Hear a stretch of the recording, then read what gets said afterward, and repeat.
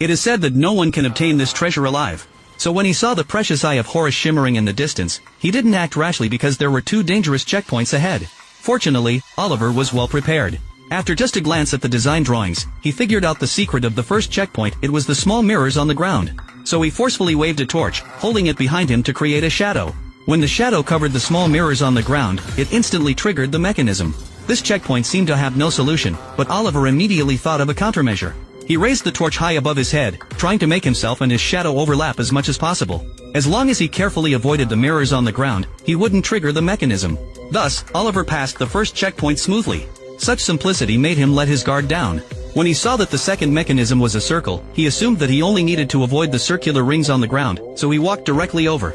However, just at that moment, the circular rings behind him began to sink. By the time Oliver noticed, it was too late. The statues on both sides started to spin, frantically grinding him. Oliver could only rely on his agile movements to desperately dodge various mechanisms. Just as he was about to have his neck pierced by a sharp blade, fortunately, he had also reached the end of the second checkpoint. As the mechanism stopped, he barely made it through.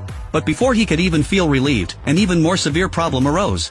The design drawings didn't mention that there was a third checkpoint at all, which made Oliver instantly a bit nervous. But seeing the treasure right in front of his eyes, he decided to take a risk.